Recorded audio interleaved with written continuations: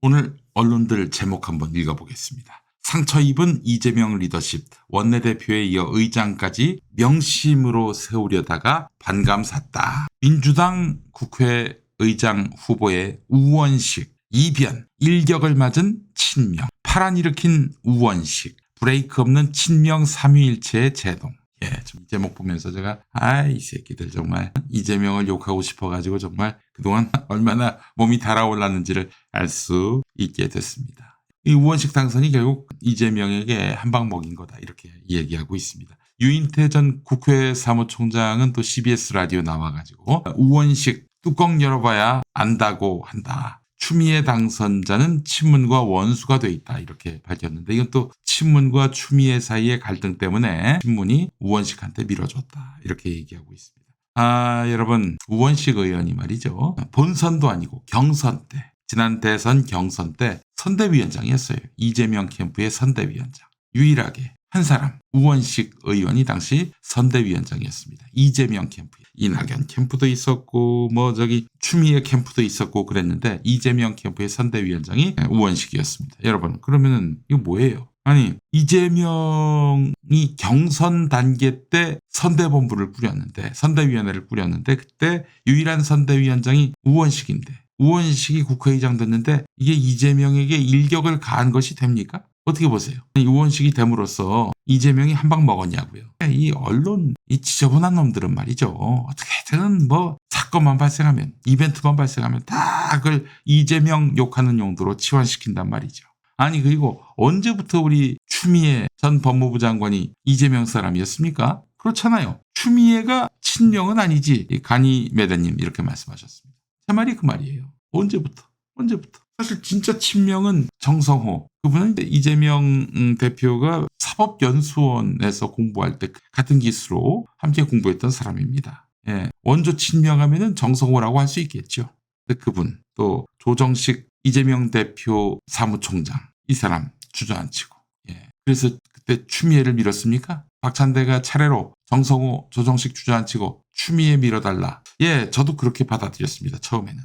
근데 오늘 아침 조선일보 보니까 이 투표하기도 전에 조선일보를 보니까 우원식이 이재명으로부터 형이 국회의장 되면 좋겠다 이런 말을 들었다라고 얘기를 해요. 그럼 뭐야? 우원식을 밀었네 이재명 대표가. 뭡니까 이게 언론들. 언론 플레이 하지 마. 아니 여론 공작하지 마. 언론은 공작을 하진 않지요. 정말 참. 근데 우리가 이 기사에 열받기보다는 사실 당심 또 민심은 추미애 아니었습니까? 근데 우원식이 됐단 말이에요. 지금 당원들이 열받는 거는 친명이 아닌 우원식이 돼서가 아니에요. 아니 친명이잖아 우원식이. 엄밀히 말하면 친명 아니야. 그렇지 않아요? 지금 다들 무슨 걱정하고 있습니까? 추미애 국회의장을 바라지 않는 사람들의 그 논리가 뭐예요? 추미애가 국회의장으로 위상이 한껏 높아지면 다음 대선 때 이재명의 경쟁자로 나와가지고 이재명을 괴롭히지 않겠냐 이거 아니에요? 이런 상상을 한다면은 추미애가 친명은 아니지. 그렇지 않습니까? 우원식이 무슨 친명인가요? 친명을 표방했습니다. 우원식이요. 이재명이 네가 친명이야 해야 친명입니까? 아니에요. 우원식도 자기가 친명이라고 천명했습니다. 그래서 친명이라고 하는 겁니다. 자 보세요. 지금 우리 민주시민들 또 민주당 당원들 상당수가 분개하고 있습니다. 또 당심이 무시됐다. 이런 점에서 말이죠. 여러분 민주시민들 또 민주당 당원들 이거 하라 저거 하라 했을 때 국회를 상대로 말이죠. 박병석이 김진표가 말을 들었습니까? 안 들었죠. 그러니까 열불 나는 거예요. 그래서 이 국회 구조를 바꾸기 위해서 경선 때부터 이 당원들이 또 시민들이 개입을 해가지고 수박 낙엽들을 다 날렸단 말이죠. 그래서 이제는 개혁국회로 만들었겠다 이렇게 판단이 돼서 22대 국회에서 이제 그 개혁이 실행될 것을 기대하면서 추미애 국회의장을 기대했던 겁니다. 또 어떻게 된 거예요 이게? 그러니까 열불 나시는 거야 우리 시민들이. 내 속도 타가지고 얼음물 준비했습니다 여러분. 제가 취재를 했습니다. 취재한 거를 말씀드리기에 앞서서 오늘 문화일보가 아주 재미있는 오보를 냈습니다. 아마 그 회사에서 난리가 났을 텐데 여러분 이 석간신문 아닙니까 문화일보가? 근데 옛날에 석간신문 제가 기억하기로는 거의 12시 다 돼서 70년대 80년대는 거의 12시 다 돼서 마감을 했고 인쇄를 해서 정오쯤 이제 신문이 나온단 말이죠. 그래서 서울 시내 전국에 배부가 됐습니다. 석간신문은 이제 사실 낮 12시 다 돼서 인쇄한 다음에 그걸 부산에서 또 광주에서 이렇게 배달할 수가 없잖아요. 그래서 전날 석간신문은요 인쇄를 이제 점심 무렵에 하고 또 저녁 무렵에 또 한 번 인쇄를 합니다. 그래서 그거는 지방에서 비수도권에서는 다음날 아침 조간으로 배달이 됐어요. 근데 이제 점점 교통이 막히고 배달이 여의치 않으니까 그렇잖아요. 낮에 배달하는 사람 찾기 쉽지 않습니다, 여러분. 낮에 누가 배달을 합니까? 그러면 배달업이 사실은 유일한 생업이 돼야 하는 거예요. 그렇잖아요. 오전에는 사실 알바 뛰는 사람들이 있습니다. 신문 배달하고 그리고 출근하는 분들 많이 계셨고. 제가 사실은 93학번 2학기 때부터 93년 2학기 때부터 살 뺀다고 이 신문을 돌렸거든요. 여러분 제가 왜 살을 뺐겠습니까? 열심히 신문을 돌렸어요. 동아일보를 돌렸습니다. 조간으로 전환이 돼가지고 돌렸는데 또 신문을 또 제가 좋아했었으니까 그래서 살도 뺐고 90kg대까지 내려앉아서 공익근무요원으로 복무하게 됐습니다만은 이건 여담이고. 그래서 석간신문 같은 경우에는 이거는 배달 인력 구하기도 어렵고 또 교통 체증 때문에 배부도 쉽지 않고 배달망으로 그래서 점점 마감 시간이 앞당겨집니다. 그래서 옛날에는 거의 낮 12시 다 돼서 이제 마감이 되고 인쇄가 됐다 말씀드렸는데 요즘은 10시 9시쯤 마감이래요. 10시 9시쯤에. 그러다 보니까 10시 9시는 이미 10시 9시에 마감이 된다면은 10시부터 있게 된 더불어민주당 당선자 총회 여기서 이제 국회의장 후보를 선출한 거 아니겠습니까? 그러니까 이미 인쇄가 다 끝난 이후에 이 국회의장 후보가 선출된 거예요. 그러니까 그 신문에 그렇게 적힌 거 아닙니까? 추미애 더불어민주당 당선인이 민주당 당선인 총회에서 우원식 의원을 누르고 22대 국회 전반기 국회의장 후보로 선출됐다. 문화일보가 이게 인쇄가 돼서 나온 거예요. 인쇄가 돼서 나온 거야. 야, 이거 얼마나 웃기는 일입니까 이게. 그래요. 그런 해프닝이 있었고요. 그런데 결과는 거꾸로 우원식 후보가 됐단 말이죠. 기자들이 예상했던 것이 다 틀렸던 겁니다. 그래서 저기 우원식 후보가 당선됐을 때 당선인 총회장이 술렁이었다는 거 아니겠습니까? 자, 일단 우리 민주시민들이 정말 착잡해하고 분노한 이유는 뭐냐면은 우원식이라는 사람이 잘못됐기 때문에 나쁜 사람이기 때문에 그런 게 아니죠. 우원식이라는 사람 한번 따져봅시다. 을지로위원회를 주도했죠. 그래서 현장형 정치인으로 꼽힙니다. 갑질 이런 것들 근절하는 데 있어서 앞장섰던 정치인입니다. 또 후쿠시마 원전 오염수 방류 사태 때는 보름 동안 단식 농성을 벌였습니다. 홍범도 장군 기념사업회 이사장으로서 홍범도 흉상철거 시도를 강도 높게 비판하기도 했습니다. 그리고 이게 아마 주요했던 것 같아요. 추미애를 할까 우원식을 할까 이렇게 고민한 더불어민주당 당선인들 이 우원식 후보의 이 코멘트가 먹혔다고 하더라고요. 취재를 해보니까 야권이 192석 아니겠습니까? 이준석의 개혁신당 포함해서. 여기서 여당에서 8명만 합류하면 윤석열이 거부권을 행사해도 제 의결 정족수인 200석을 채울 수 있다. 내가 그렇게 하겠다. 내가 할 수 있다. 이렇게 얘기한 겁니다. 사실 어찌 보면은 추미애 후보가 아주 선명하고 직선적이고 그래서 개혁적이고 그렇긴 한데 여당에서 8명을 합류할 수 있는 그들을 끌어안을 수 있는 리더십을 내가 갖고 있다. 이걸로 해서 민주당 당선인들의 마음을 샀다. 이런 이야기를 하더라고요. 제 얘기가 아니라 제 평가가 아니라 이번에 당선되신 분 이야기입니다. 여러분이 동의할지 동의하지 않을지 잘 모르겠습니다만은 이 대목이 먹혔다는 거예요. 사실 그 8석을 더 끌어안아야 사실 탄핵도 가능한 거 아니겠습니까? 이 논리가 이제 먹혔다는 거죠. 이따 또 얘기하겠습니다만은 제가 여러분 기억하십니까? 5월 12일에 우원식 의원으로 굳어진다. 이런 이야기가 나온다라고 제가 이 시간에 김용민 브리핑에서 말씀을 드렸습니다. 전 도저히 그게 어떻게 가능할 일인가 싶어서 그때 이재명 대표 최측근에게 연락을 해서 이 지금 어떻게 돌아가고 있는 거냐라고 물었을 때 이재명 대표 최측근은 무슨 소리냐. 추미애로 굳어진 거 아니냐. 절대 우원식이 될 일이 없다라고 얘기를 했어요. 뭐야 이게 그러면 이 결과는. 그럼 나한테 처음에 그 정보를 알려준 분 그분이 맞았고 이재명 대표 최측근은 틀렸다 이 얘기 아니겠습니까? 그래서 제가 오늘 저한테 정보를 제공해준 5월 12일에 정보를 제공해준 그분께 다시 연락을 드렸습니다.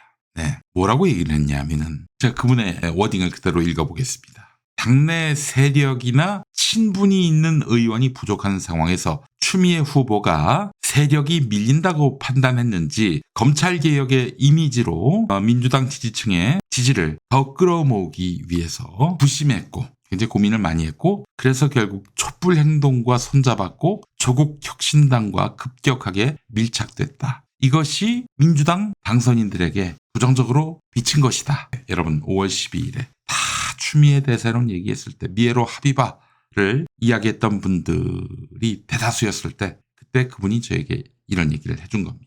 실제로 그 추미애 후보가 조국 혁신당과 민주당의 관계는 어떠해야 하는가라고 했을 때 민주주의 원리는 다양성의 원리다. 내가 의장이 된다면 다양성을 살리겠다. 상호 연대하며 공통분모를 찾아내고 제도화해야 한다. 12석의 조국 혁신당은 교섭단체가 아니지만 교섭단체 문턱을 낮추자는 주장도 있다. 이에 대해서 추미애 후보는 충분히 대안이 될 수 있다. 검토해 봐야 한다. 이것이 당내의 친명 의원들의 반발을 샀다. 이게 그분 얘기입니다. 친명 의원들, 특히 친명 초선들은 추미애 밀고 재선급 이상들이 그 우원식을 밀었다 이런 얘기들이 있는데 그럼 뭐야? 친명 초선도 지금 추미애를 비토했다는 얘기야? 저는 이 부분이 아직 의문이 풀리질 않아요. 그분이 결과적으로 적중했는데 그분의 이런 분석은 좀 아직까지 저에게는 좀 납득이 되지 않습니다. 그러면서 또 그분이 하신 말씀이 있습니다. 윤석열을 탄핵하려면 여당 표가 필요하다네요. 만약에 추미애 국회의장이 된다면은 저자들이 국민의힘 세력이 추윤 갈등 프레임으로 몰고 가려고 할 텐데 윤석열을 탄핵하려면 여당 표 8표 이상이 필요한데 야당은 물론이고 여당 내 개혁파와도 관계가 원만한 우원식 후보가 뽑힌 것 같다. 이렇게 분석하고 계시더라고요. 오늘 국민의힘이 우원식 후보의 당선을 두고 가장 힘든 국회의장을 만났다. 이렇게 엄살을 피우고 있어요. 우원식 후보가 자기들 보기에 좋다. 이렇게 판단하고 있는 것 같은데. 레거시 미디어.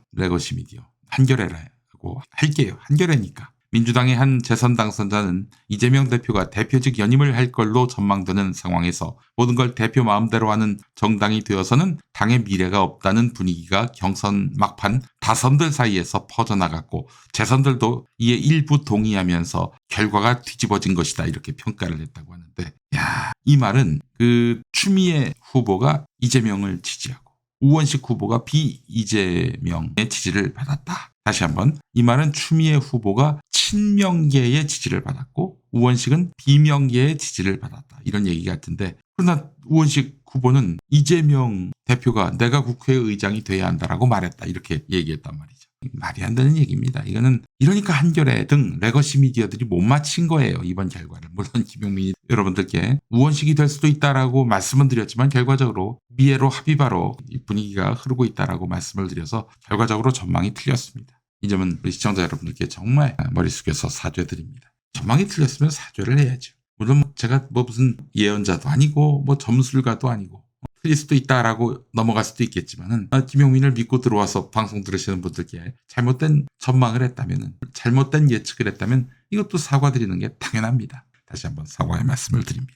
자, 지금 그러니까 정리를 해보면은 지금 많은 언론은 그 추미애가 친명이고 우원식이 비명인데 그 추미애를 떨어뜨리고 우원식을 선택한 것은 이재명 독주를 막기 위한 민주당 의원들의 다수의 뜻이 모인 거다 이렇게 얘기하고 있습니다. 좆가는 얘기입니다. 한마디로 얘기해서.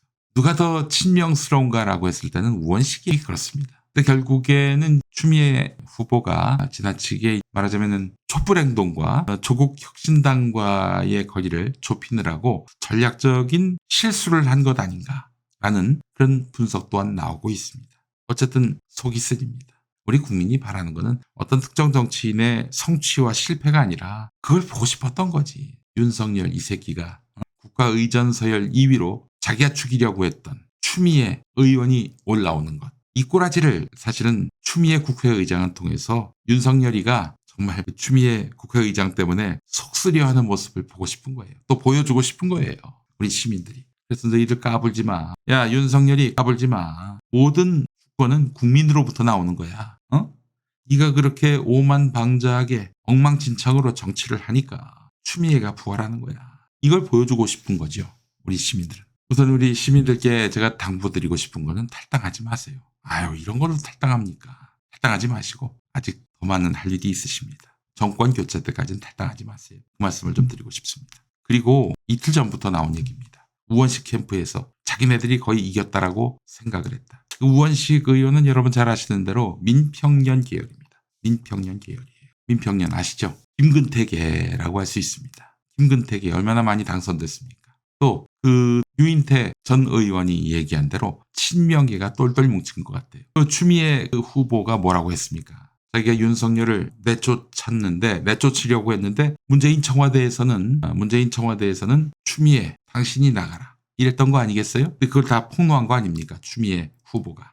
그래서 이 친명계 중에 조국 혁신당 그리고 촛불행동과 밀착한 추미애 후보가 마음에 안 들어서 그래서 우원식을 택한 사람도 있었고 추미애 자체가 싫어서 우원식을 선택한 그런 친문계도 있었다.